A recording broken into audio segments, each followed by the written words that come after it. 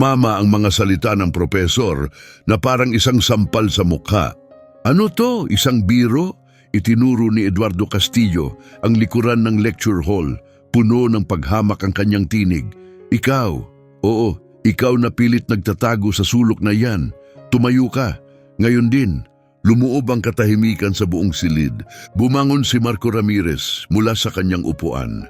19 na taon ng buhay ang nasa likod niya. Walang salitang lumabas sa kanyang bibig. Napabuntong hininga si Castillo na parang isang eksena sa dula.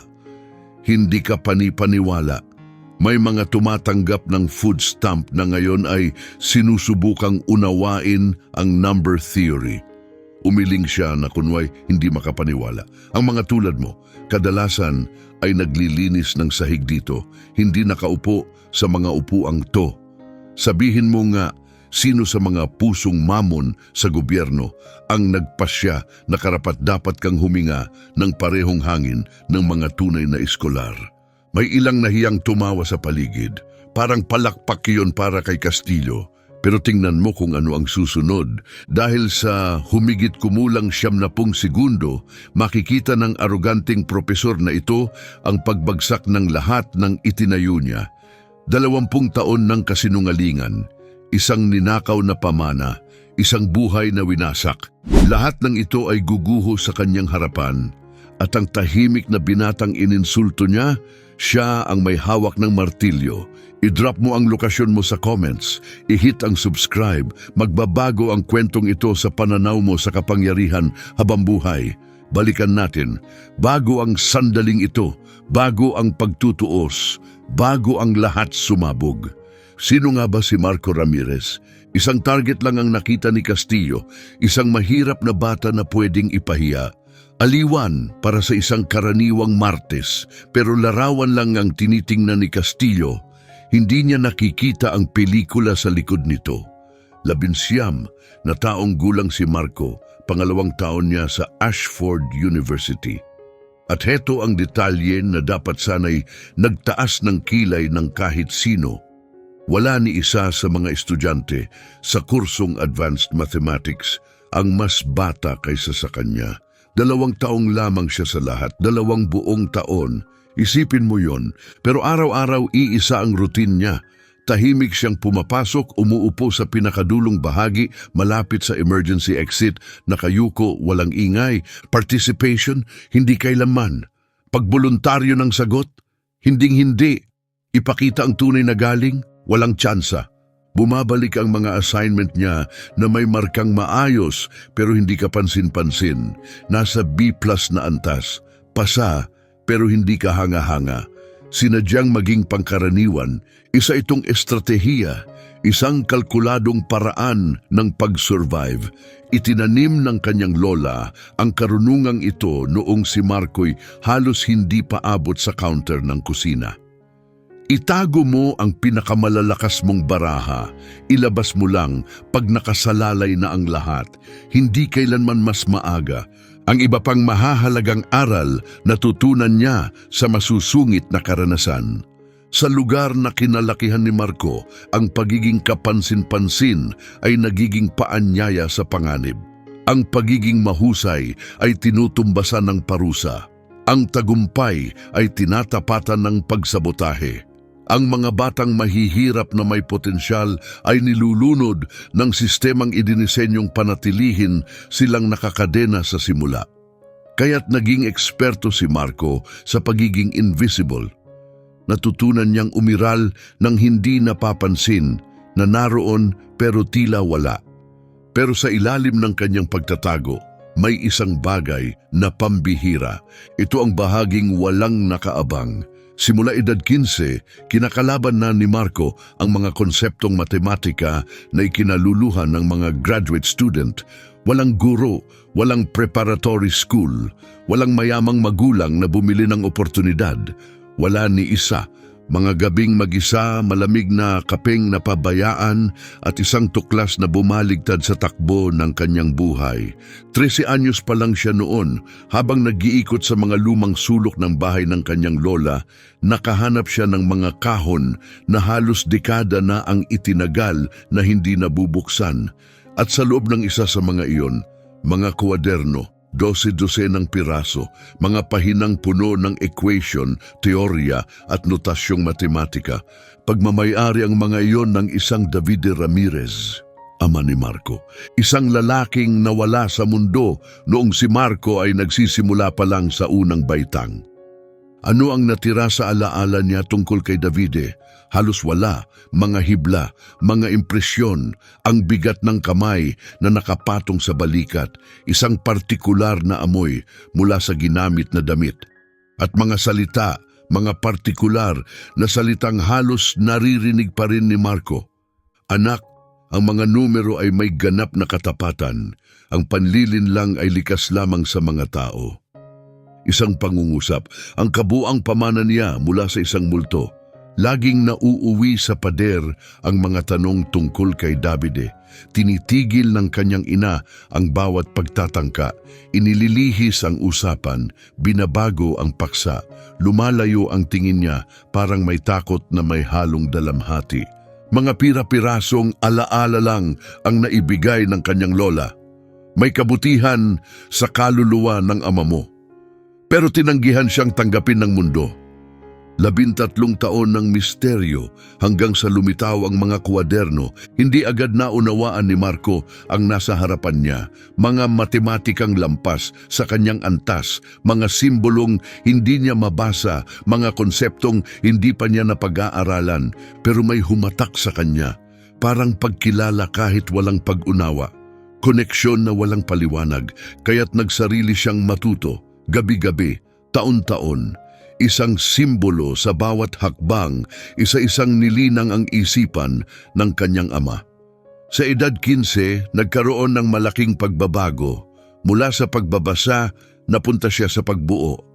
Hindi na lang niya naiintindihan, nagsisimula na siyang lumikha. Sa edad 17, isa pang ebolusyon. Mga problemang hindi malutas ng mga estudyanteng kumukuha ng doktorado, ginagawang ensayo lang ni Marco. Sa edad 19, nakamit niya ang tagong kasanayan. Sa loob ng mathematics program ng Ashford, kakaunti lang, kung meron man, ang maaaring tumapat sa kanyang galing. At wala ni isa ang may ideya, isang karaniwang estudyante ang tingin ng mga propesor, isang tahimik na iskolar na bata ang tingin ng mga kaklase, isang anak na masipag mag-aral ang tingin ng kanyang ina. Itinago ni Marco ang kanyang kakayahan na parang sensitibong lihim ng gobyerno, lihim, ligtas, naghihintay ng tamang sandali. Hindi niya inasahan ang paparating, hindi niya inasahan na ang mga lihim na tinago ng mahigit 2 dekada ay sasabog na. Hindi niya inasahan na ang kasaysayan ng kanyang ama ay naroon na pala, 30 talampakan lang ang layo. May hawak na chalk at nakasuot ng tenure na parang baluti. Ngayon ituon ang pansin sa lalaking namumuno sa silid-aralan. Eduardo Castillo, 58 taong gulang, 22 taon ng proteksyon mula sa institusyon, mga publikasyong nakaimprenta sa jurnal na itinuturing ng rurok ng karera para sa karamihan ng akademiko. Sa kanyang teritoryo, siya ang may ganap na kapangyarihan. Walang puwang ang pagsuway, hindi malugod ang pagtanggap sa tanong. May sarili ng bokabularyo ang mga estudyante para sa kanyang kurso. Tinawag nila itong sementeryo, ang lugar kung saan inililibing ang mga pangarap, kung saan nabubulok ang tiwala sa sarili, kung saan natutuklasan ng kabataan kung gaano sila kaliit sa mundong ito. Sinadya ni Castillo ang reputasyong ito. Kinagigiliwan niya ang takot, kontento siya sa pagpapasunod, buo siya sa ilalim ng kontrol. Ang kanyang personal na pilosopiya, pagprotekta sa kahusayan. Isang parira lang palagi niyang ginagamit sa mga pagpupulong ng faculty, sa mga pagsusuri ng administrasyon tuwing may tanong na lumilitaw. Ang kahusayan ay kailangang bantayan, ang mga hindi karapat-dapat ay kailangang alisin. Hindi kailangang ipaliwanag kung sino ang hindi karapat-dapat. Alam na ng lahat. May mga formal na reklamo na ipon sa loob ng 5 taon, 3 magkakaibang insidente, 3 estudyante mula sa mahihirap na pamilya. Lahat sila'y nag-akusa ng tahasang pang-aapi, sistematikong paghiya at sinadyang pagpabagsak. Lahat ng akusasyon naglaho, kulang sa ebidensya. May paliwanag dito, mga estratehikong koneksyon. May mga kaibigan si Castillo sa loob ng sistema. Mga taong may kapangyarihang gawin ang mga problema, mga reklamo na parang hindi nag-exist. Pero may mas madilim pa siyang pinoprotektahan, 24 na taong pagtatago, isang katotohanang kayang sunugin ang lahat ng kanyang naipundar. At ang katotohanang iyon ay malapit nang humarap sa kanya. Paulit-ulit ang pattern sa kanyang karera. Paminsan-minsan may nakakalusot sa kanyang filter. Isang taong hindi pasok sa kanyang pamantayan ng katanggap-tanggap. Mali ang itsura, mali ang pananalita, mali ang pinagmulan. Kapag nangyari iyon, may activated protocol, pampublikong pagtanong na planado para sa matinding kahihiyan, mga asignaturang imposibleng ipasa, mga pagsusuri na nakadisenyong itulak palabas ang estudyante. Pare-pareho ang resulta. 20 taon ng matagumpay na pagpapatalsik. Ang mga biktima nawawalan ng tiwala sa sarili, humihinto sa pag-aaral, lumilipat ng eskwela, nawawala sa kanyang mundo, at pagkatapos naramdaman niya ang kasiyahan, naprotektahan ng kahusayan, napanatili ang kanyang teritoryo. Alam ba ni Castillo na si Marco Ramirez ay isang pambihirang nilalang? Wala. Alam ba niyang ang tahimik, kapuspalad na binatilyong ito ay may dalang kakayahang lampas sa kanyang imahinasyon? Wala. Alam ba niyang ang batang ito ay may taglay na kakayahang namana mula sa isang taong sinira niya 2 dekada at 4 na taon na ang nakalilipas? Wala. Davide Ramirez, ang amang halos hindi maalala ni Marco. Oktubre 15 ang petsa, 2:00 ng hapon ang oras. Sa silid 248 ang tagpuan. Walang pinagkaiba ang pagpasok ni Marco. Bag na nakasabit sa isang balikat, nakatungo ang paningin at halos walang presensya. Inupuan niya ang dati niyang pwesto. Pinakamalayong distansya mula sa harapan, laging nakaposisyon malapit sa mga posibleng labasan. 40 estudyante ang nasa silid, karamihan ay mga advanced student mula sa mayayamang pamilya. Mga pamilyang kayang maglipat ng 50,000 dolyar kada taon nang walang problema. Si Marco ang kakaiba, scholar, may part-time na trabaho sa campus. Nagtatrabaho sa warehouse sa gabi para punan ang kakulangan sa tulong pinansyal. Hindi siya kailanman nagreklamo, palaging present, laging kumpleto ang requirements, palaging tahimik. Nasa unahan na si Castillo, may hawak na chalk. Pero may kakaiba ngayong araw. May tensyon sa hangin. Magandang araw sa inyong lahat. May pait sa kanyang tinig, isang bagay na nagpatuwid ng mga likod sa buong silid. May aliw tayo ngayon. Nagtinginan ang mga estudyante. Ang aliw sa klase ni Castillo ay laging kasunod ng pagdurusa. Laging ganun. At dumating ang ngiting yon, yung klaseng ngiti na nagpapakulo ng instincts para tumakbo. Naghanda ako ng espesyal na hamon, materyales na iningatan ko ng maraming taon. Lumapit siya sa pisara at nagsimulang gumuhit gamit ang chalk. Ang sinumang makalutas nito ay makakakuha ng karagdagang puntos, sapat para sa perpektong marka ngayong semestre.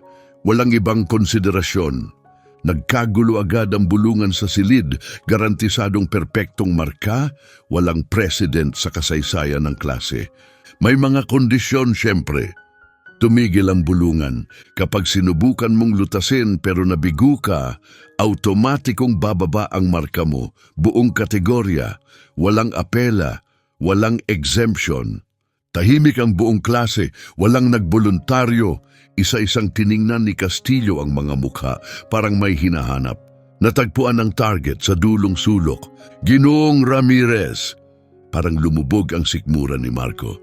Kailangan ng kumpirmasyon. Tahimik ka buong semestre, palaging nasa anino. kaunting ambag, parang may tinatago ka. Lahat ng estudyante ay tumingin sa kanya. Tumayo ka, lumapit ka rito, ipakita mo ang kakayahan mo. Sumunod si Marco, kahit bawat hakbang ay parang palakas ng palakas ang bigat. Ramdam niya ang 40 pares ng mata na tila tinutulak siyang bumagsak.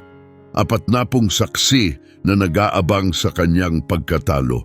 Iniabot ni Castillo ang chalk. Nang magdikit ang mga daliri nila, malamig ang pakiramdam. Ang equation na ito ay mula pa noong 1986. Pinagpuyatan na ito ng buong mathematical community, mga doctoral candidate, mga batikang akademiko, lahat na bigo. Lumapit si Castillo at binulungan si Marco ng may bahagyang ngiti. Ayon sa assessment ko, tatagal ka ng 30 segundo, pinakamahaba na yon. Pagkatapos, bumalik ang lakas ng kanyang tinig para sa buong klase. May 5 minutong oras ka, ipakita ang kaya mo o umalis ka sa universidad ngayon din. Humarap si Castillo sa pisara at sinimulang isulat ang equation. Ang equation na magiging dahilan ng pagbagsak ng sarili niyang karera. Sumigaw ang chalk sa ibabaw ng pisara habang kumalat ang nilalaman na parang impeksyon. Isang masalimuot na estruktura ang unti-unting nabuo. Palalim ng palalim ang hirap sa bawat antas. Isang binagong Diophantine equation kung saan sadistikong nagkakabuhol ang mga variable. Umatras si Castillo mula sa pisara, nakapulupot ang mga braso at buong yabang na ipinakita ang kanyang kasiyahan. Nagsisimula na ang oras. Nakatutok ang atensyon ni Marco sa unahan at may kakaibang nangyari sa kanyang isipan. Dapat ay nalamon siya ng takot. Dapat ay basang-basa na ng pawis ang kanyang damit. Dapat ay blangko na ang kanyang isip. Ang pagsuko ang pinakalohikal na hakbang. Aminin ang pagkatalo. Bumalik sa upuan. Mabuhay. Pero ibang direksyon ang tinatahak ng kanyang mga neuron. May pinto sa kanyang alaala ang biglang bumukas. Rumagasa ang mga imahe, mga pahinang 1,000 ulit na niyang pinag-aralan, sulat kamay ng kanyang ama, isang partikular na petsang nakasulat sa sulok. Oktubre 1994. Nandoon ang equation na ito sa mga kwaderno. Biglang naglaho ang buong lecture hall. Hindi na mahalaga ang 40 pares ng matang humuhusga. Nawala ang ngiti ni Castillo sa dilim. Wala nang natira kundi mga marka ng chalk sa pisara at isang tinig mula sa kabilang buhay. Anak, ang mga numero ay may ganap na katapatan. Ang panlilin lang ay sa tao lang umiiral. Nilabanan na ni David Ramirez ang eksaktong equation na ito mahigit 20 taon na ang nakalilipas. Sa mga pahinang walang ibang nakakita, naroon ang kanyang pakikidigma sa mga simbolo. At sa tabi ng isang partikular na pagtatangka, may 3 salitang nakasulat. Nalutas, paraan C. Nasa alaala ni Marco ang bawat hakbang, bawat manipulasyon, bawat kahanga-hangang pagliko na nagpalit ng imposibilidad tungo sa katiyakan. Tumama ang chalk sa pisara. Napatawa ng matalim si Castillo. Susuko ka na ba agad? Matalinong desisyon. Aminin mo na lang ang limitasyon mo at bumalik sa upuan. Pero nagsimulang gumalaw ang kamay ni Marco. Ginabayan ng katiyakan ng bawat guhit, lumitaw ang mga numero, nabuo ang mga koneksyon, mga teknikong wala sa kahit anong aklat, isang paraan na hindi pa kailanman nakita ng sino mang guro sa institusyong ito, isang pamana mula sa multo, mga solusyong hindi naipalathala, mga metodolohiyang nanatiling lihim sa loob ng 24 na taon. Ngayon, isiniwalat, agad na nawala ang kasiyahan sa mukha ni Castillo. Lumipas ang kalahating minuto, patuloy si Marco. Walang alinlangan. Isang estudyante sa unahan ang napausog sa kanyang upuan. Sumunod ang iba. Napalitan ng paghanga ang pangungutya. Isang bagay na pambihira ang nagaganap sa kanilang harapan. Lumipas ang 1 minuto, dumami ang mga simbolo sa pisara. May estrukturang umusbong mula sa kaguluhan. Lumapit si Castillo, nanlalamig ang mukha, mabilis ang galaw ng mata sa mga lumilitaw na hakbang. Anong teknik? Paanong? Saan mo to nakuha? Walang sagot si Marco. Walang paliwanag. Walang pag-aalinlangan. Walang lingon pabalik. 70 segundo, ibinaba ang chalk sa lalagyan. 2 hakbang paurong. Hinarap ang klase. Tapos na, kabuuang 74 na segundo. 40 taon ng kabiguan sa larangan ng matematika, binura sa oras na mas maikli kaysa paggawa ng kape. Iproseso mo yan. Binalot ng katahimikan ng buong silid, sinuri ni Castillo ang bawat simbolo, bawat operasyon, bawat lohikang hakbang. Tila nagmamadaling maghanap ng mali. Wala siyang nakita. Perpektong pagkakaayos, walang bahid na lohika, eleganteng solusyon. Imposible! Napalayo ang kontrol ng kanyang tinig. Ganap na imposibleng magawa mo to. Nanatiling kalmado si Marco. Suriin mo mismo, bawat hakbang ay tama. May pumalakpak mula sa isang sulok ng silid.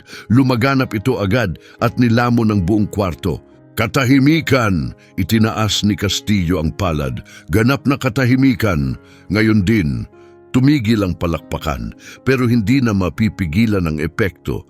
Isang binatilyo na umaasa sa scholarship at gabing trabaho ang nagawa ang imposibleng lutasin ng isang kilalang propesor.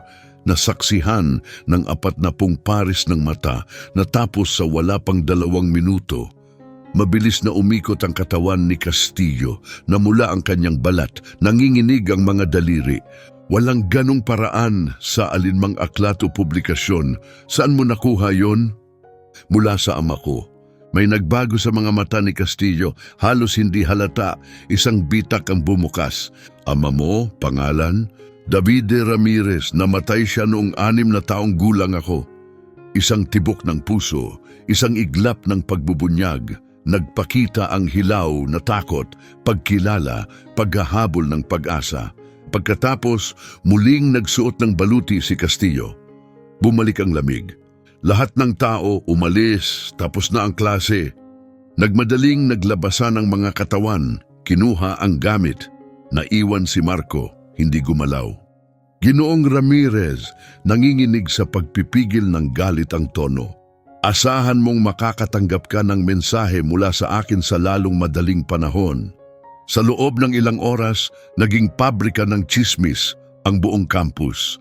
Ang hapunan ng gabi ay puno ng bulong-bulungan tungkol sa pangyayari, pabago-bago ang detalye sa bawat kwento. Ano raw? May second-year student daw na binura yung legendary problem ni Castillo. Pinahiya ng todo. Anak mahirap, tahimik buong semestre, tapos biglang lumitaw, walang kalaban-laban si Lolo. Pati ang mga estudyanteng walang kaalam-alam sa matematika, nakikisali sa diskusyon. Marco Ramirez, yung halos hindi pinapansin sa row 12, ngayon ay taong winasak ang reputasyon ni Eduardo Castillo. Gustong-gusto ni Marco na muling mawala. Kinandado niya ang pinto ng apartment, isinara ang mga kurtina. Sinubukang buuing muli ang kanyang hindi nakikitang buhay. Hindi gumana. Sunod-sunod ang mga electronic notifications, mga mensahe mula sa mga kaklasing dati ni hindi alam ang pangalan niya, mga request mula sa kung sino-sino. Digital na kaguluhan. Wala siyang pinansin. Pero may kumakain sa kalooban niya, hindi niya kayang baliwalain. Ang reaksyon ni Castillo nang marinig ang pangalan ni Davide, hindi lang basta pagkabigla. Isa yung pagkilala, isa yung sindak. May tinatagong kaalaman, isang bagay tungkol sa kanyang ama, isang kasaysayang nilibing na noon pa. At pagkalipas ng 48 oras, dumating ang kumpirmasyon. Dumating ang mensahe sa mismong alas 3:47 ng hapon. Subject, violation of academic integrity, mandatory conference. Paulit-ulit na binasa ni Marco ang laman nito, mas lalo niyang naramdaman ang bigat sa bawat ulit. Paglabag sa akademikong integridad. Ibig sabihin, akusasyong nandaya. Ibig sabihin, sisibakin siya. Ibig sabihin, masisira ang lahat ng kanyang naipundar. Eksaktong 4:00 ng hapon, dumating siya sa opisina ni Castillo. Mabigat ang pagkakasara ng pinto, parang kabaong ang isinara. Nasa trono si Castillo, kalmado ang anyo. May mga dokumentong nakaayos sa kanyang mesa, tila inihanda sa operasyon. Umupo ka. Umupo si Marco sa matigas na upuan, halatang sinadyang hindi komportable. Diretsyong usapan lang ito, malinis ang tono ni Castillo, pero may bahid ng panganib. Ang ipinakita mo sa klase ay nagdulot ng malalaking pag-aalinlangan. Linawin mo. Ang ginawa mo'y labis na pulido, labis na mabilis, labis na mataas ang antas para sa isang nagmula sa iyong kalagayan. May mainit na pakiramdam na gumapang sa dibdib ni Marco. Kalagayan ko? Kumilos ang katawan ni Castillo paabante. Linawin natin ito ng mabuti. Hindi basta-basta nalulutas ng mga estudyanteng nasa 2nd taon ng ganitong problema sa loob ng 90 segundo. Hindi nang walang tulong mula sa labas. Hindi nang walang pandaraya. Hindi kailanman nagkaroon ng pandaraya. Kung gayon, paliwanagan mo ako sa misteryong ito. Inunat ni Castillo ang mga braso. Ipaliwanag mo kung paanong isang kabataang gaya mo, mula sa pabahay ng gobyerno, pagod sa trabaho sa bodega, halos hindi makaraos sa pera, ay nagawang lutasin ang isang hamon na bumigo sa mga profesional na matematikong sa loob ng 40 taon. Nanatiling kalmado ang anyo ni Marco, pero sa loob niya'y kaguluhan. Ipinaliwanag ko na sa klase, itinuro ito sa akin ng tatay ko. Oo, ang yumaong ama mong matematikong. Namilipit ang ekspresyon ni Castillo. Sobrang sakto, isang pinanggalingang imposibleng mapatunayan. Totoo pa rin iyon. Iba ang interpretasyon ko. Kinuha ni Castillo ang isang dokumento mula sa kanyang maayos na tumpok ng papel. Nakita mo ang solusyon kung saan man sa mga lumang archive sa internet, nakalimutang publikasyong akademiko kung saan mang mapagkukunan. Kinausap mo ang sarili mong kabisaduhin ito. Tinansya mo ang tamang oras para ipakita ito at isinagawa mo ang isang palabas sa klasiko. Iniusog niya ang isang papel sa ibabaw ng mesa. Ito ay formal na paratang ng paglabag. Ipapadala ito sa opisina ng administrasyon ngayong araw. Tiningnan ni Marco ang dokumento, kitang-kita ang pangalan niya sa itaas, nakakalat sa buong pahina ang mga salitang pandaraya at paglabag. Mayroon kang 14 na araw para patunayan ang sarili mong inosente. Ang ekspresyon ni Castillo ay parang sa isang mabangis na hayop. Sa totoo lang, imposibleng misyon niyan, kasunod niyan ay pagpapatalsik at isang permanenteng tala sa iyong academic record. Ang kinabukasan mo, baka mag-alok na lang ang bodega ng training para sa pamamahala.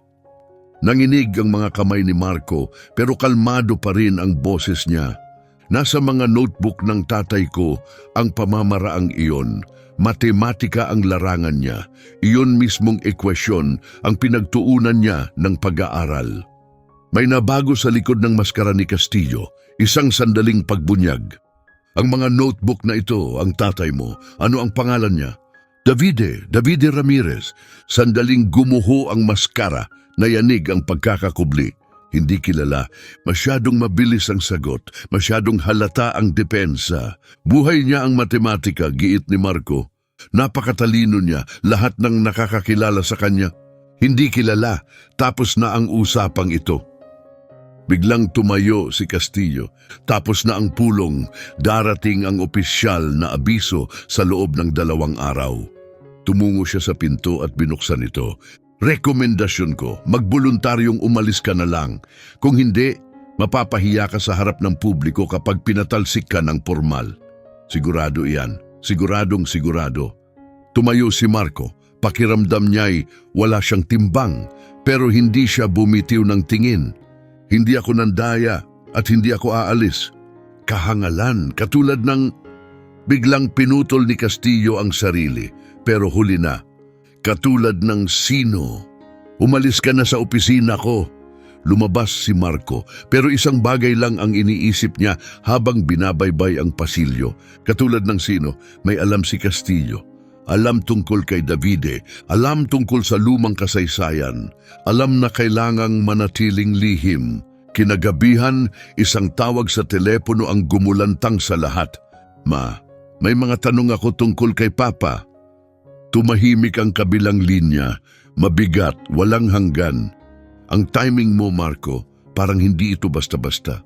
May propesor mula sa Ashford na nagsimula ng proseso ng pagpapatalsik laban sa akin. Inaakusahan akong nandaya at noong nabanggit ang pangalan ni Papa sa usapan namin, nag-alinlangan si Marco. Parang may takot sa mukha niya. Para bang nakaharap siya sa isang multo mula sa nakaraan. Tumagal ang katahimikan, pagkatapos ay may narinig si Marco na hindi niya inaasahan, umiiyak ang kanyang ina. Ano ang pangalan ng propesor na ito? Castillo, Eduardo Castillo. Bumigat ang paghinga ng kanyang ina. May impit na hikbi. Makailangan ko ng paliwanag. Ano ang nangyari? Umuwi ka ngayong weekend. Nanginginig ang tinig niya. May mga bagay na matagal nang dapat mong malaman.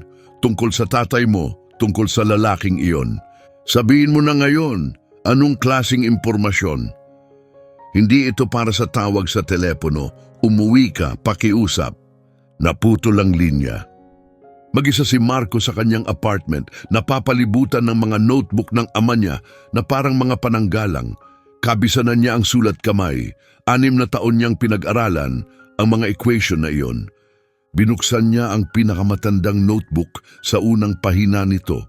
Kupas na lapis, Ashford University, Taglagas 1994. Napatigil ang kanyang paghinga. Nag-aral si Davide sa paaralang iyon. Sa mismong departamento, 24 na taon na ang nakalipas. Mabilis niyang nilipat ang mga pahina, naghahanap. Papalapit sa huling bahagi, may mga napunit na seksyon. Mga piraso na lang ang natira. May isang salitang nababasa pa, Castillo. Anuman ang nangyari sa pagitan nila, iyon ang sumira sa buhay ng kanyang ama. At ngayon, banta rin ito sa sariling kinabukasan ni Marco. Ang paglalakbay sa weekend ay tumagal ng 4 na oras sa gitna ng malakas na ulan at halos walang ibang sasakyan. Naghihintay ang kanyang ina sa mesa sa kusina. May kahong karton sa harap nito, ang kahong hindi kailanman ipinahawak kay Marco noon. Pakiramdam ko'y kailangan itong itago. Mahina ang boses ni Sofia Ramirez. Akala ko'y kaya kitang protektahan sa pamamagitan ng hindi pagsasabi ng totoo. Protektahan laban saan, ma? Binuksan ang kahon, lumantad ang laman, mga sulat, mga opisyal na dokumento, mga lumang litrato. Isang binatang may mata ni Marco, ngiti ni Marco, mukhang halos di na maalala. Nag-aral ang tatay mo sa Ashford, 24 na taon na ang nakararaan. Nanginginig ang kanyang mga kamay. Ang talino niya sa matematika ay higit sa lahat sa programa nila. Lahat ay naniniwalang magbibigay siya ng pagbabago sa mundo. Ano ang naging dahilan ng pagbagsak niya? Ang mentor niya. Lumabas ang lumang sulat mula sa kahon. Nanilaw na sa katandaan. May petsang Pebrero 1975. Kasunod ng investigasyon sa akademikong paglabag, ikaw ay opisyal na pinatalsik mula sa Ashford University. Tiningnan ni Marco ang lagda sa ibaba. Eduardo Castillo, chairman ng departamento, parang biglang lumamig ang buong katawan niya. Si Castillo ang mentor ni Papa. Higit pa sa pagiging mentor, pinunasan ng ina ang luha sa mata. Ang tatay mo ang lumikha ng isang revolusyonaryong teorya, isang pambihirang tuklas, ang eksaktong equation na nilutas mo sa klase. Parang umikot ang paligid kay Marco. Malapit na siyang mapublish, malapit na siyang magsimula ng karera, magbabago na sana ang lahat para sa kanya. Ano ang nangyari? Si Castillo ang nagnakaw nito. Tuluyan nang nagkandurog ang boses ni Sofia. Likha ng tatay mo, pero inilathala noong 1995 sa pangalang Castillo. Buong karera niya nakatayo sa pundasyong ninakaw. At noong sinubukan ni Papa na lumaban, binaliktad ang lahat. Ngayon ay malayang dumadaloy ang luha. Ang sarili niyang likha, Marco. Ipinahayag ni Castillo na si Papa mo ang nagnakaw mula sa kanya. Pinanigan ng universidad ang veteranong propesor laban sa isang estudyanteng nanggaling sa mahirap na pinagmulan. Walang totoong investigasyon, walang patas na proseso, tanging pagwasak lang. Parang lumabo ang paligid ni Marco. Pero may isang tanong na kailangang itanong. Paano namatay si Papa, Ma? Ibinaling ni Sofia ang tingin sa mesa. Pakiusap, kailangan kong malaman. 6 ka pa lang noon. Tuluyang nabasag ang kanyang tinig. Sinubukan niyang bumangon muli, nakahanap ng trabaho, nagpakasal kami, ipinanganak ka. Tumigil siya sandali, humugot ng lakas. Pero kinain siya ng kawalang katarungan. Ang katotohanang ang pinakamatinding ambag niya ay nasa pangalang hindi kanya. Sa wakas, tumingin siya kay Marco. Nag-iwan siya ng sulat. Sinabing wala na siyang lakas lumaban, panalo na ang sistema. At pagkatapos siya ay hindi na niya natapos ang pangungusap. Hindi na rin ito kailangan. Nauunawaan na ni Marco ang lahat. Ang kamatayan ng kanyang ama ay hindi natural. Isa itong pagpatay, dahan-dahan, planado, isinagawa ng isang taong nagnakaw ng ideya, sumira ng pangalan at nakatakas sa anumang pananagutan. At ang taong iyon ay patuloy pa ring nagtuturo. Patuloy ang kapangyarihan, patuloy sa paninira ng mga estudyante, kasama si Marco ngayon. Matatapos na ang panalo niya, Ma. Marco, pakiusap. Puno ng desperasyon ang tinig niya. Lumipat ka na lang, maglaho ka. Huwag mong hayaang gawin niya sa'yo ang ginawa niya sa tatay mo. Umiling si Marco, mabagal, matatag. Nawala si Papa, sumuko siya at ang pagsuko ang pumatay sa kanya. Tumayo siya, may nabago sa loob niya. Ang dating pagdadalawang isip ay napalitan ng matigas na paninindigan. Yung sinimulan ni Papa, tatapusin ko. Lahat ng buhay na winasak ng taong yon, mananagot siya sa bawat isa. Ang sumunod na 14 na araw ay naging isang bangungot na gising. Isinumite ni Marco ang kanyang apela, pero hinihingi ng pulisiya ng universidad ang bagong ebidensya. Ebidensiyang tinago na ni Castillo sa loob ng mahigit 20 taon. Binigyan siya ng komite ng integridad ng 2 linggo. 2 linggo para patunayan ang kanyang inosensya. 2 linggo para hukayin ang mga kasalanang naganap bago pa man siya ipinanganak. Imposible ang matematika. Ang oras ay garantisadong kabiguan. Agad kumalat ang mga bulong-bulungan sa campus. Ayun yung scammer sa klase ni Castillo. Sinasabing kinopya raw ang sagot mula sa internet. Ganyan talaga yung mga scholar na iyan. Kunwari lang karapat-dapat. Sa huli, nabubuko rin. Mga estrangherong hindi man lang nakipag-usap sa kanya noon, bigla na lang may matitinding opinion. Naglaho ang mga ka-study group niya, hindi na siya sinasagot sa mga mensahe. Humiling ng reassignment ang kapartner niya sa laboratorio. Mga propesor na dati bumabati sa kanya ng may ngiti. Ngayon ay tinatagos lang siya ng tingin. Parang wala siya, parang wala ng halaga, parang wala na siya roon. Sa trabaho, dinagdagan ng supervisor niya ang mga oras niya. Akalain mong kailangan mo na yan. Narinig ko na ang balita. Mukhang palala na ang sitwasyon mo sa paaralan. May halatang tuwa sa bawat salita. Hindi kailanman nagtanong si Marco kung saan nagmula ang mga impormasyon. Mabilis kumalat ang negatibo, lalo na kapag sinisiguro ng mga makapangyarihan ang pagkalat nito. Tuluyan siyang tumigil sa pagpasok sa klase, nawalan na ng saysay. Bawat silid-aralan ay parang hukuman. Bawat propesor ay posibleng taga-usig. Sa gabi, mag-isa siyang nagbabantay kasama ang mga notebook ng kanyang ama. nakapaligid sa kanya, desperadong naghahanap ng kaligtasan na baka nakatago sa mga pahinang iyon. Ang mga notebook na nagturo sa kanya, ang mga notebook na humubog sa kanya, ang mga notebook na walang sino mang handang kilalaning lehitimo. Paano pinatutunayan ang intelektual na pag-aari ng isang patay na tao? Paano winawasak ang mga sistemang sadyang itinayo para protektahan ang makapangyarihan? Walang sagot si Marco at papalapit ang araw ng paghuhukom niya. Pagkatapos, dumating ang isang liham na halos tuluyan siyang gumuho. Minamahal na Ginoong Ramirez, ang iyong pagdinig sa apela ay itinakda sa ika-28 ng Nobyembre, alas 9 ng umaga.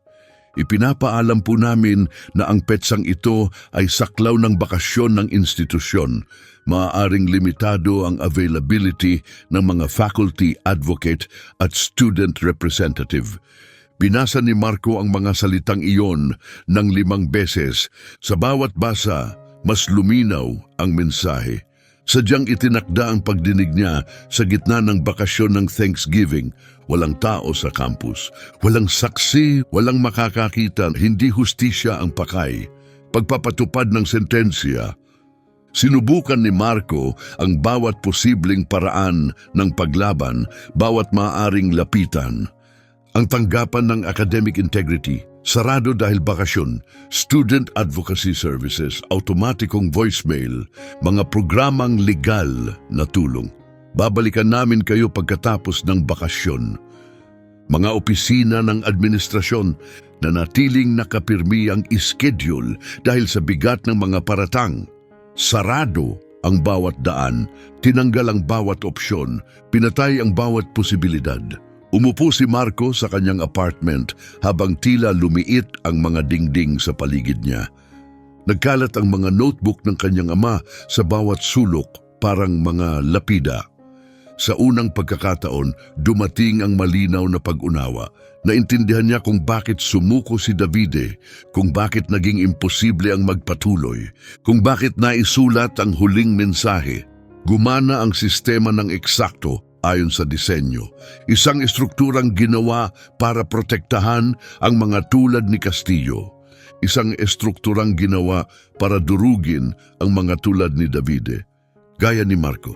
Tama si Mama, bulong niya sa hungkag na hangin. Makatuwiran ang pagalis at doon niya nakita ang sobre. Nakatago ito sa ilalim ng lahat ng laman ng kahon ng kanyang ama. Selyadong papel na nilaw sa paglipas ng mga dekada. Para kay Marco, kapag handa na siya, sulatan ng kanyang ama, kapareho ng sa mga notebook. Nanginig ang mga daliri ni Marco habang binubuksan ang liham. Anak, kung nababasa mo ang liham na ito, ibig sabihin wala na ako.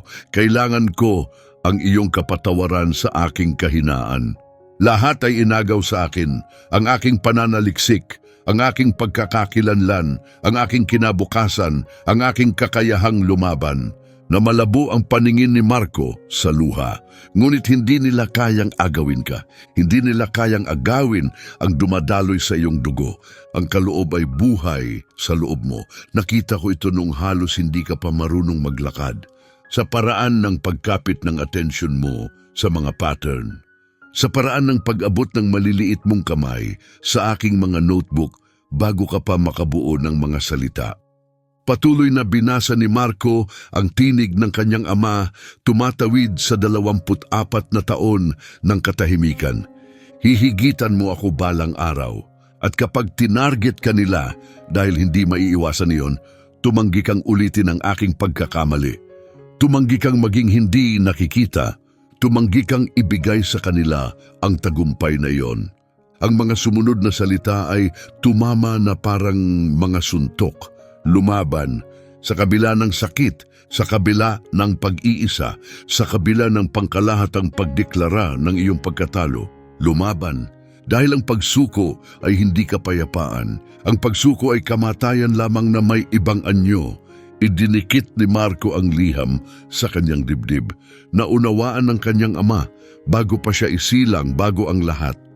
Alam niyang hindi maiiwasan ang paghaharap na ito. at may inihanda na siyang mga tagubilin. Hindi dumating ang tulog ng gabing iyon. Pinalitan ito ng trabaho. Inayos ni Marco ang mga notebook ng kanyang ama ayon sa kronolohiya, petsa bawat pahina at ikinumpara ang bawat equation sa mga publikasyong inilathala ni Castillo. Ang pattern ay sumisigaw ng katotohanan. Gawa ni Davide Ramirez, 1974. Paglalathala ni Castillo, 1975. Magkaparehong equation, magkaparehong pamamaraan, magkaparehong solusyon. Itinatag ng mga petsa ang lahat. Ang ama niya ang orihinal na may likha. Si Castillo ang magnanakaw. Pero alam ni Marco na hindi sapat ang ebidensya, hindi laban sa 23 taon ng institusyonal na panangga para sa isang tenured professor. Hindi sa loob ng sistemang sadyang binuo upang durugin ang mga galing sa pinagmulan ni Marco. Kailangan niya ng kakampi sa loob. Isang taong may kredibilidad, isang taong hindi kayang patahimikin ni Castillo. Binuksan ni Marco ang laptop at pinuntahan ang faculty directory ng Ashford. Naghahanap ng isang tao, kahit sino. Isang pangalan ng agad na humatak ng atensyon niya, Dr. Elena Mendoza, Associate Professor ng Applied Mathematics, may doctorate mula sa MIT. Isa sa 4 na faculty member sa Ashford na galing sa uring manggagawa at nag-iisang ganon sa buong departamento ng matematika. May mga kwento tungkol sa kanya. Hindi siya interesado sa politika. Hindi siya interesado sa pagtatanggol sa matataas na ranggo. May reputasyon siyang pumapasok sa laban na iniiwasan ng iba. Tiningnan ni Marco ang oras, 5:47 a.m. Masyado pang maaga para tumawag pero maayos lang ang mag-email. Nagsimula siyang mag-type. Dr. Mendoza, ako po si Marco Ramirez. Hindi pa po tayo nagkakakilala pero lubos ko pong kailangan ng tulong ninyo. Inakusahan ako ni Professor Castillo ng pandaraya. Pero hawak ko ang ebidensyang may tinatago siyang lihim sa loob ng 24 na taon. Isang bagay na may kinalaman sa tatay ko, Davide Ramirez. Kayo na lang po ang huling pag-asa ko na ipadala ang mensahe. Nagsimula ang paghihintay. Ang bawat minuto ay naging isang oras. Ang bawat oras ay tila walang katapusan. Si Dr. Elena Mendoza ay may 46 na taong gulang na may kredensyal mula sa MIT. Mga publikasyon sa mga journal na pinapangarap ng karamihan sa mga matematikong. 20 taon ng pananatili sa akademya ang nagturo sa kanya kung kailan dapat lumaban at kung kailan ang pananahimik ang paraan upang mabuhay. Sa loob ng 24 na taon, nanahimik siya tungkol kay Davide Ramirez. Ngayon, natapos na ang katahimikang iyon. Ang opisina ni Dr. Mendoza ay maliit, pinalilibutan ng mga bookshelf at may nakadisplay na mga sertipikado at diploma. Isang larawan lang ang nasa kanyang mesa, isang grupo ng mga graduate student na may mga ngiting puno ng pag-asa. Isara mo ang pinto, sabi niya sabay turo. Umupo ka. Sumunod si Marco. Ay, kailangan ko ang buong kwento. Simula hanggang ngayon, walang labis, walang kulang. Nagsalita si Marco ng tuloy-tuloy sa loob ng 30 minuto tungkol sa equation, sa pampublikong kahihiyan, sa mga paratang, sa mga notebook ng kanyang ama, sa liham mula 1,975. Lahat ay ibinuhos niya. Tahimik na tinanggap lahat ni Dr. Mendoza, walang ipinakitang emosyon. Pagkatapos ng lahat na nahimik siya, saka itinuro ang litrato sa kanyang mesa. Yang lalaking yan, pangalawa mula sa kaliwa, kilala mo ba? Tiningnan ni Marco ang larawan. Isang kabataang galing sa simpleng pinagmulan.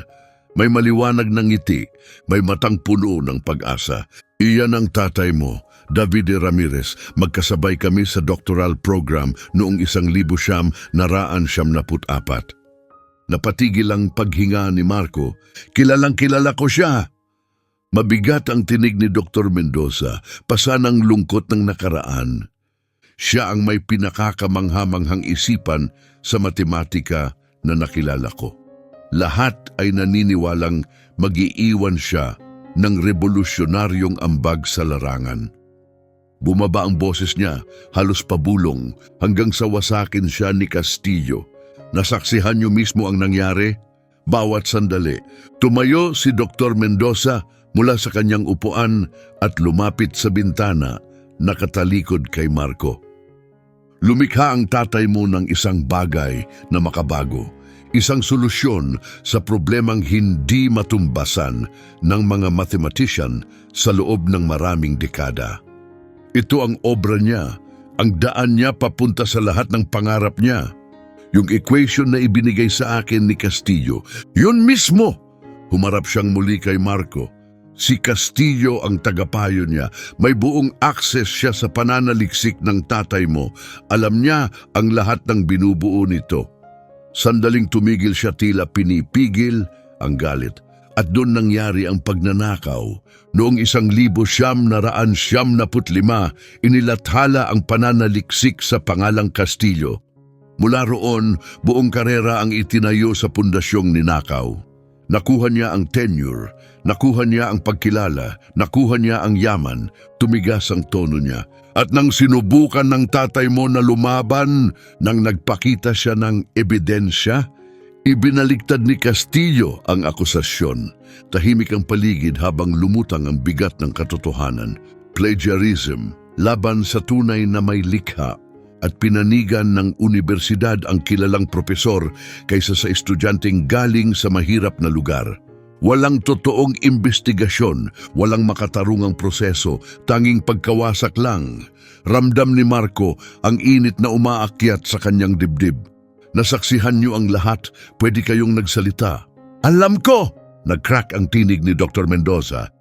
22 taong gulang lang ako noon, isang babaeng galing sa kahirapan na pilit lang pinapayagang manatili sa isang departamentong halos hindi ako tanggap.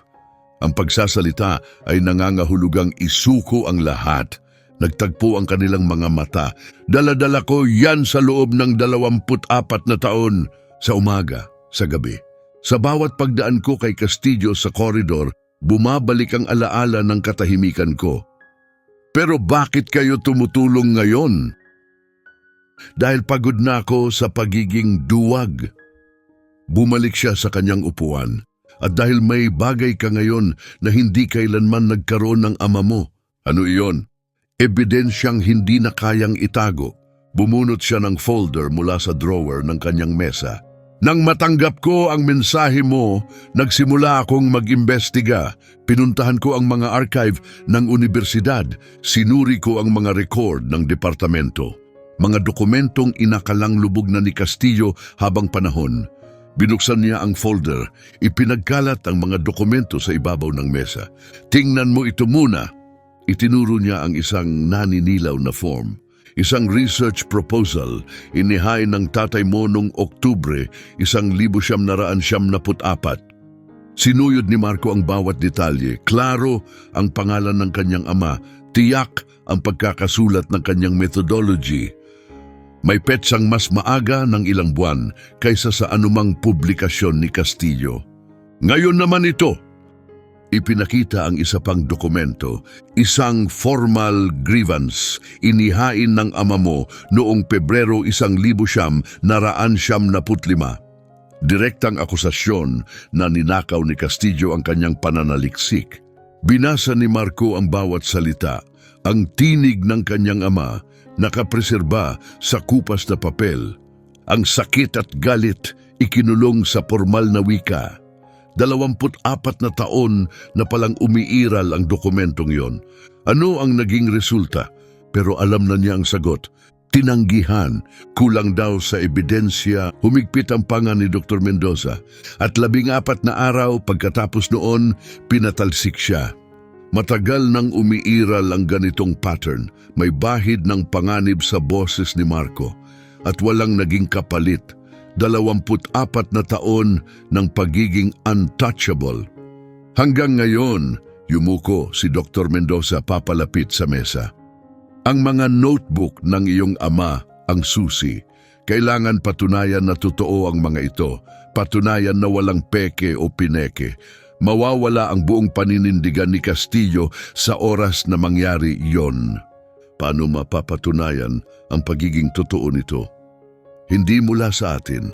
Kailangan ng panlabas na beripikasyon, isang tao na may kredibilidad na imposibleng questionin ng anumang institusyon.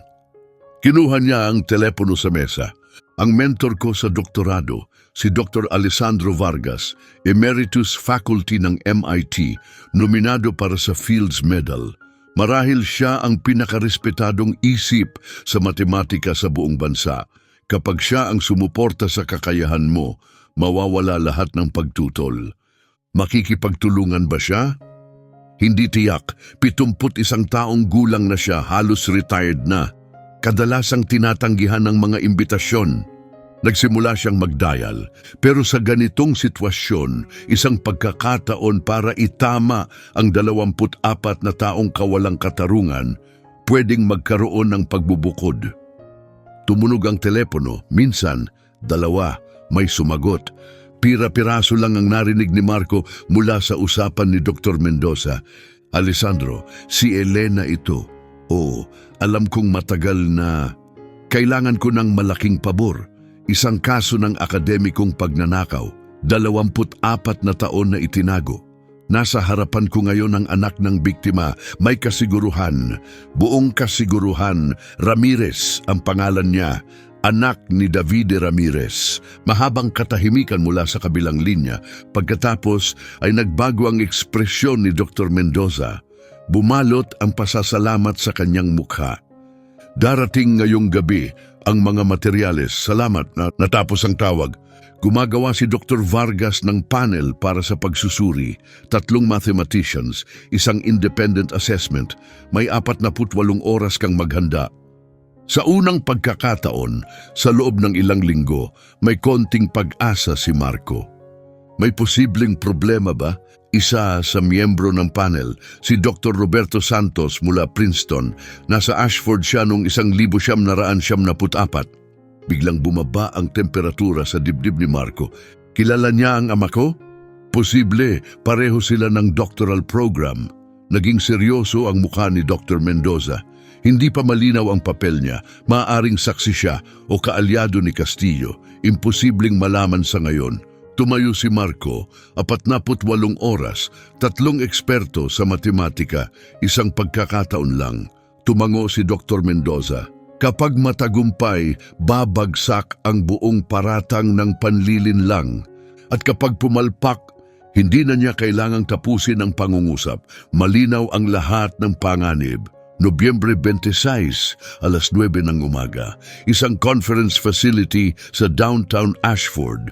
Neutral na teritoryo, walang opisyal ng paaralan, walang kinalaman si Castillo, 3 mathematicians at si Marco. Wala nang iba. Naupo ang panel sa isang mahabang mesa. Mag-isa sa harap nila si Marco. Nasa gitna si Dr. Alessandro Vargas, 71 taong gulang, emeritus ng MIT, nominado para sa Fields Medal. Ang kanyang puting buhok ay nagbibigay diin sa kanyang matalim na titig, isang presensya na nagpapaliit sa lahat ng tao sa silid. Sa kanyang kaliwa, si Dr. Lucia Herrera, 55 taong gulang, galing sa Stanford, eksperto sa cryptography. May reputasyong hindi nagpapalusot at hindi tumatanggap ng kahit anong dahilan. Sa kanyang kanan si Dr. Roberto Santos, 62 taong gulang, guro sa Princeton, nakatuon sa number theory, at ngayon lang naintindihan ni Marco ang kahalagahan, Ashford graduate, batch 1995. Ang taon kung kailan winasak ang kanyang ama. Walang ipinakitang emosyon si Santos. Kaalyado o kalaban. Hindi matukoy. Sinimulan ni Dr. Vargas ang pagpupulong. Ginoong Ramirez, malinaw ba sa iyo ang layunin ng pagsusuring ito? Opo, sir. Nandito kami upang alamin ang tunay na kakayahan sa matematika. Kung ang equation na iyon ay nalutas dahil sa tunay na galing o dahil sa panlilinlang. Manatiling kalmado at walang emosyon ang tono ni Vargas. Wala kaming interes sa magiging resulta, hindi kaligtasan, hindi kapahamakan. Ang layunin namin, katotohanan ang motibasyon namin. Tumango si Marco bilang pag-unawa. Magaling, magsisimula na tayo. Lumabas ang unang hamon, elliptic curve analysis, antas ng graduate school. Uri ng problemang nagpapakita ng tunay na pagkakaiba ng mga seryosong matematiko sa mga karaniwang estudyante. Itinaas ni Marco ang lapis. Sandaling nanginig ang kanyang kamay. Ang bigat ng lahat ay bumagsak sa kanyang balikat, ang pamana ng kanyang ama, ang sariling kaligtasan, 24 na taong itinagong katotohanan at saka lumitaw ang tinig na iyon. Boses ng kanyang ama, ang pariralang dala-dala niya mula pagkabata. Ang mga numero ay may ganap na katapatan, anak. Tao lang ang marunong mandaya. Huminto ang panginginig, nagsimulang magsulat, natapos ang unang problema, 43 minuto. Inaasahang oras ng pagkumpleto, 70 minuto. Tumaas ang kilay ni Dr. Herrera, may isinulat siyang tala.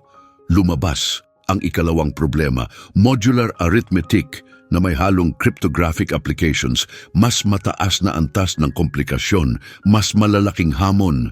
Nakita ni Marco ang isang eleganteng solusyon, isang shortcut na wala sa karaniwang mga aklat, isang pamamaraan na galing sa mga notebook ng kanyang ama. 1 oras at 8 minuto.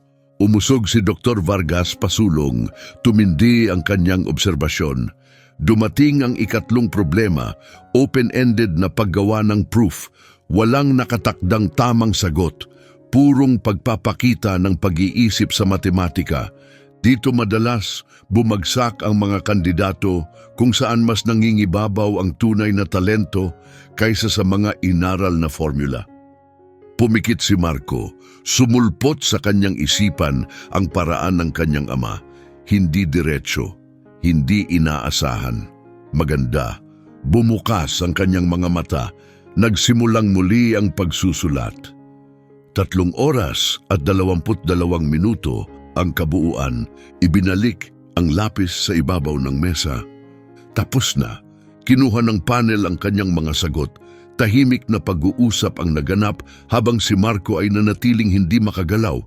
Nasa kamay nila ang kanyang kapalaran. Pinakamahabang tumingin sa mga papel si Dr. Santos. Ang ekspresyon niya ay hindi hinala, kundi ibang emosyon. Isang bagay na kahawig ng guilt. Sa wakas, nagsalita si Dr. Vargas. 30 minutong pagsusuri, pakihintay sa labas. Lumabas si Marco sa pasilyo, naghihintay doon si Dr. Mendoza. Ang resulta? Hindi pa alam. Walang laman ang kanyang tinig.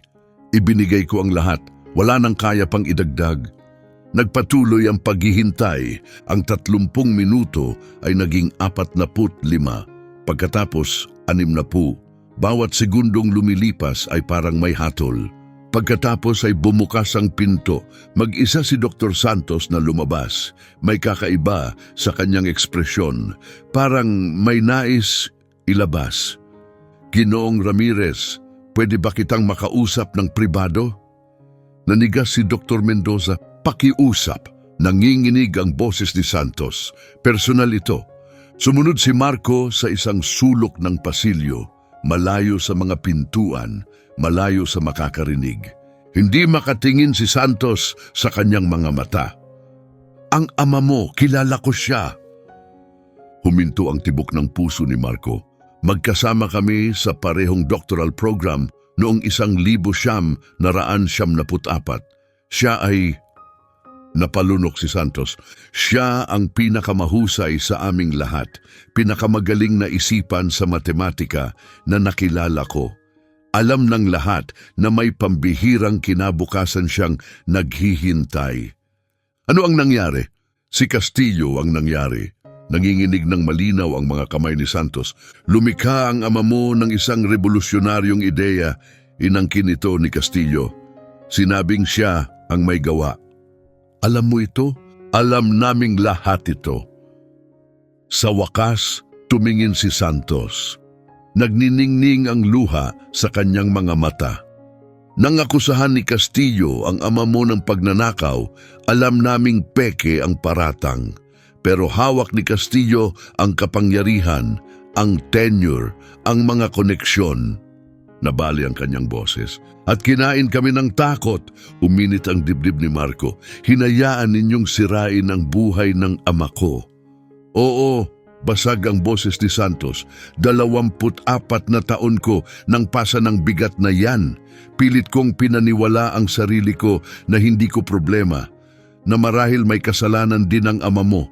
Tumigil siya, halatang masakit ang kanyang pag-amin, pero nandoon ang katotohanan. Palagi naming alam kung ano talaga ang nangyari. Ipinasok niya ang kamay sa loob ng kanyang jacket. May inilabas na sobre. Nakasaad dito ang buong salaysay ko, lahat ng nasaksihan ko, lahat ng dapat sinabi pa noong 1974. Tinanggap ni Marco ang sobre, nanginginig na rin ang kanyang mga kamay. Bakit ngayon lang ito nangyayari? Dahil sa nakita ko sa silid na yon, nang makita kitang nilulutas ang mga problema, may kaunting liwanag sa mukha ni Santos. Pinunasan niya ang luha. Ang laban mong ito ay higit pa sa sarili mong kaligtasan. Laban mo ito para sa kanya, isang taong dapat pinahalagahan pero pinabayaan, isang taong tinalikuran ng lahat. Umayos siya ng tayo, may bagong paninindigan. Hindi na mauulit ang kabiguan na iyon. Binabago ko ang aking pagsusuri at handa akong tumistigo laban kay Castillo. Hinawakan ni Marco ang sobre. 24 na taon ang kinailangan para sa kumpisal na ito. Pero sapat na ba ito? Bumukas muli ang pinto. Lumabas si Dr. Vargas. Ginoong Ramirez, handa na kami. Muling pumasok si Marco sa silid kasama si Dr. Mendoza. Bumalik si Santos sa kanyang pwesto sa panel. Hawak ni Dr. Vargas ang mga materyales ni Marco. Ginoong Ramirez, 43 taon na akong nasa larangan ng matematika. Libu-libong estudyante na ang nasuri ko mula sa MIT, Princeton, Cambridge, ang pinakamahusay na institusyon sa buong mundo. Tumigil siya sandali para bigyang diin ang susunod. Ang ipinakita mong trabaho ngayong araw ay patunay ng pambihirang kakayahan. Ang unang problema ay natapos sa kalahati ng inaasahang oras. Ang ikalawang problema ay gumamit ng metodolohiyang karaniwang makikita lang sa mga advanced na pananaliksik. Ang ikatlong problema ay nagpakita ng orihinal na pag-iisip at profesional na antas ng proof construction. Pigilang huminga si Marco. Ang aking profesional na opinyon ay ito, hindi panlilin lang ang taglay mo.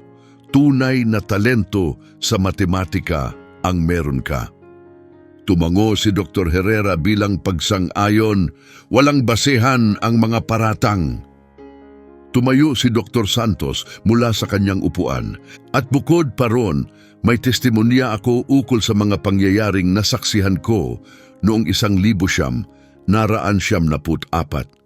Mga pangyayaring nagpapaliwanag kung paano nakuha ni Profesor Castillo ang gawaing matagal na niyang inaangkin bilang kanya. Sa wakas ay nakapasok muli ang hangin sa mga baga ni Marco. Ang una niyang tunay na paghinga sa loob ng ilang linggo. Diretsyong tumingin si Dr. Vargas sa kanya. Ginoong Ramirez, siguradong labis ang magiging pagmamalaki ng iyong ama. Nobyembre 28, alas 9 ng umaga, sa loob ng gusali ng administrasyon ng universidad. Ang silid para sa pagdinig ay malamig, formal at sinadyang nakakatakot. Sa isang panig nakaupo sina Marco, Dr. Mendoza at isang tambak ng ebidensya. Sa kabilang panig, si Profesor Eduardo Castillo, nakaupo ng may kumpiyansa, may ngiting puno ng kasiyahan at siguradong panalo siya. Wala siyang kaalam-alam sa kapahamakang papalapit. Simple lang ang kasong ito. Malinaw at mahusay ang pagkakabitaw ng boses ni Castillo, parang sanay na sanay. Nagpasa si Ginoong Ramirez ng solusyon na imposibleng magawa ng isang undergraduate student ng mag-isa. Tumanggi siyang ipaliwanag kung paano niya ito nakuha. Ang tanging makatuwirang paliwanag ay pandaraya. Ipinatong niya ang mga palad sa ere, parang ayaw man ngunit kailangan. Wala akong kasiyahang nakukuha mula sa sitwasyong ito. Pero may mga pamantayan ang Ashford at dapat ipatupad ang mga pamantayang iyon. Lumipat ang atensyon ng dekano. Ginoong Ramirez, ano ang iyong tugon? Tumayo si Marco, matatag ang kanyang tinig. Walang pandarayang naganap. Imposible ito dahil ang metodolohiyang ipinakita ko ay nagmula sa personal na mga notebook ng aking ama. Mga dokumentong may petsang 1,944. 12 buwan bago inilathala ni Profesor Castillo ang kaparehong material sa ilalim ng kanyang pangalan. Bahagyang nagbago ang kumpiyansang ekspresyon ni Castillo. Tutol ako! Posibleng pineke lang ang mga notebook. Kung gayon, ipaliwanag mo ito. Tumayo si Dr. Mendoza at inilapag ang isang dokumento sa mesa. Ito ay panukalang pananaliksik na isinumite ni David Ramirez sa Departamento ng Matematika ng Ashford noong Oktubre 1974. Ang eksaktong metodolohiyang inilathala ni Professor Castillo sa sumunod na taon ay malinaw na nakasaad dito. Isang pangalawang dokumento ang inilagay kasunod. Ito naman ay formal na reklamo na inihain ni David Ramirez noong Pebrero 1975, isang direktang paratang na inangkin ng kanyang tagapayo ang kanyang pananaliksik. Lumingid ang kulay sa mukha ni Castillo. Walang saysay ang mga dokumentong iyan. Si David Ramirez ay isang napatunayang plagyaryo na si David Ramirez ang aking ama. Matalas ang tinig ni Marco, tahimik ngunit tumatagos. At hindi siya kailanman nandaya, siya ang tunay na biktima. Nagpatuloy si Dr. Mendoza, hindi natitinag. May independent verification ng kakayahan ni Ginoong Ramirez. 3 matematisyan ang nagsagawa ng pagsusuri 2 araw ang nakalipas. Si Dr. Alessandro Vargas mula MIT, si Dr. Lucia Herrera mula Stanford at si Dr. Roberto Santos mula Princeton. Inilapag sa mesa ang mga nakasulat nilang opinyon. Nagkakaisa ang kanilang konklusyon. May tunay na talento si Marco Ramirez sa matematika at iisa rin ang kanilang pahayag. Walang kahit anong basehan ang mga paratang ng plagiarism. Lumabas ang pawis sa noo ni Castillo. Wala namang patunay ang mga pagsusuring iyon sa kung saan niya nakuha ang kaalaman. May karagdagang ebidensya pa. Tumalim ang tono ni Dr. Mendoza. Nagbigay ng sinumpaang salaysay si Dr. Santos. Dumulas ang dokumento sa ibabaw ng mesa. Graduate student si Dr. Santos sa Ashford noong 1974. Nasaksihan niya kung paano inangkin ni Profesor Castillo ang pananaliksik ni David Ramirez. Nasaksihan niya ang mga peking paratang.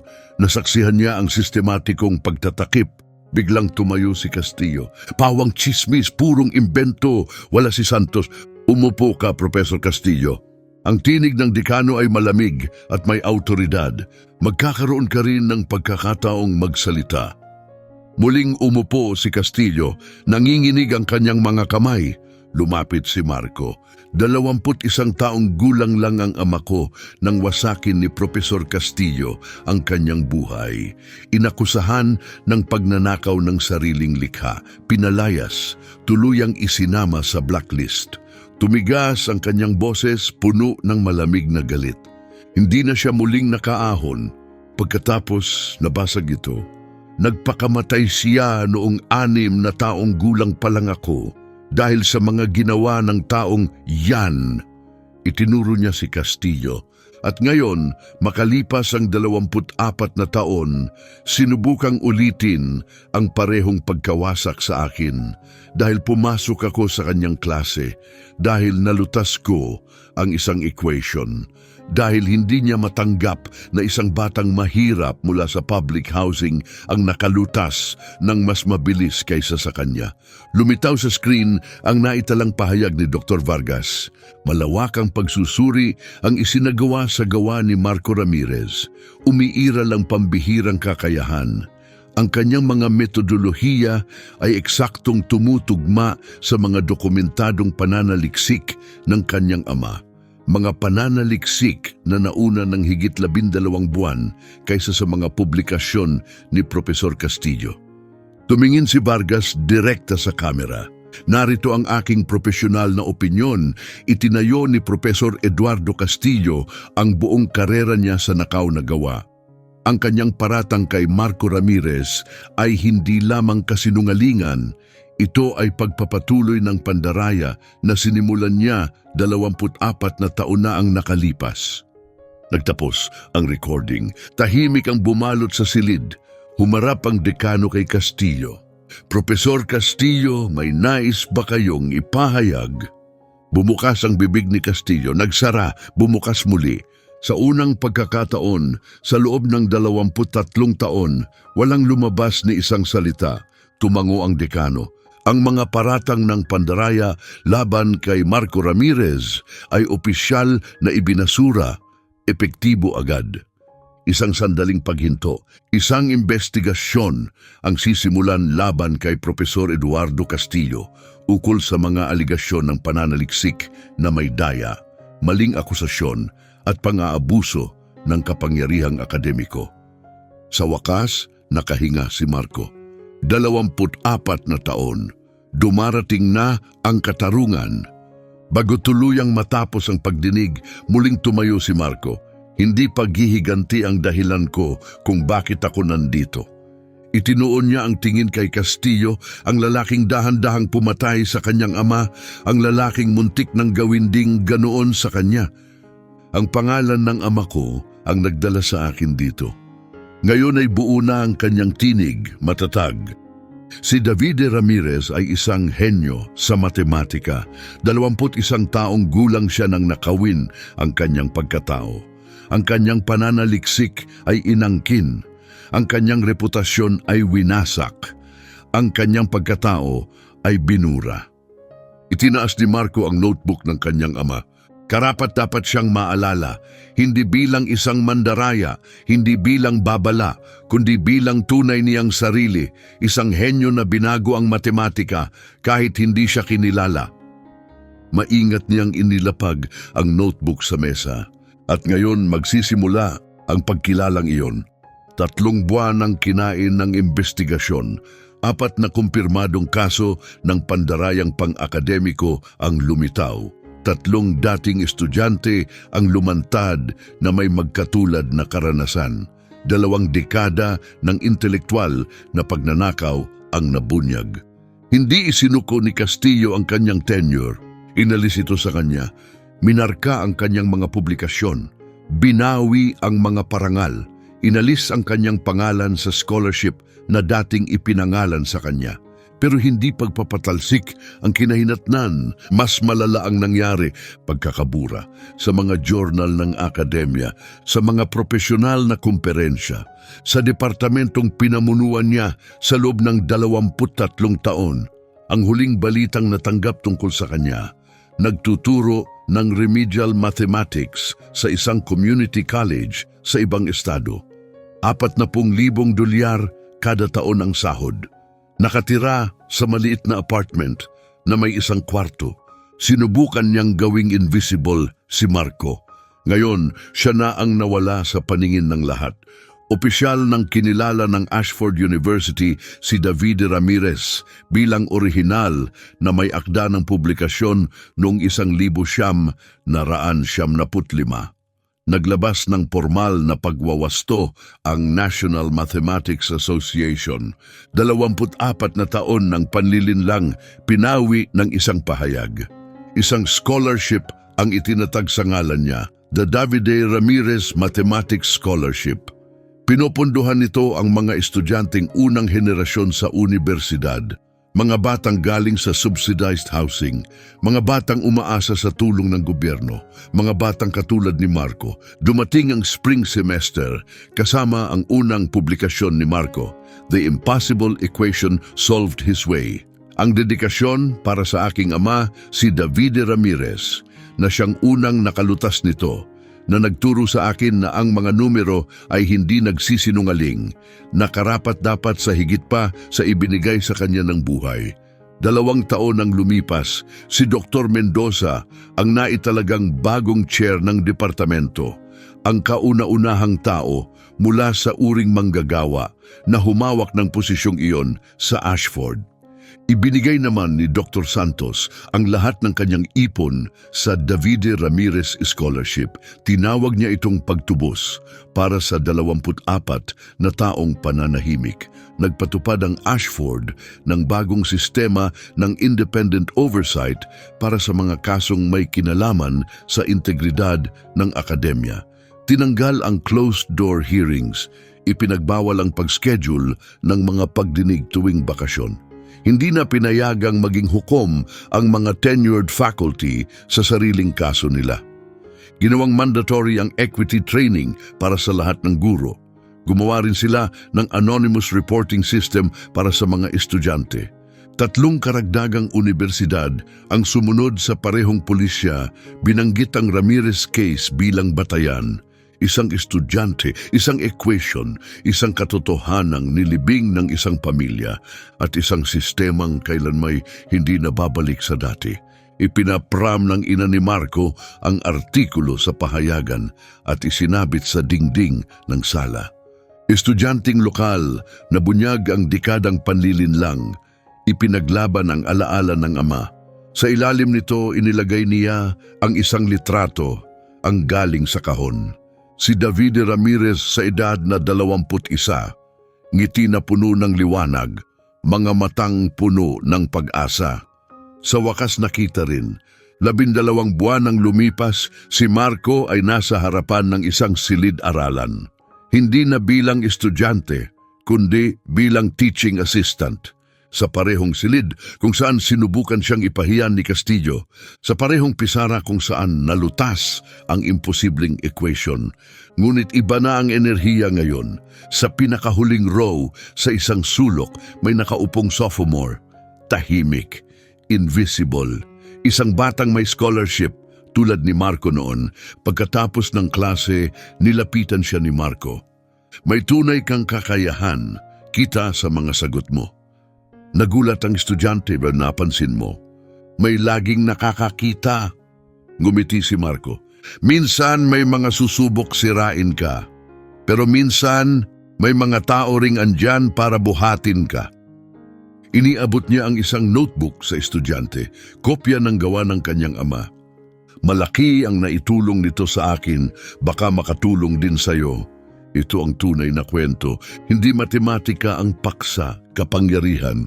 Kung sino ang may hawak, kung sino ang wala, at kung anong nangyayari kapag ang makapangyarihan ay nagdesisyong hindi ka kabilang.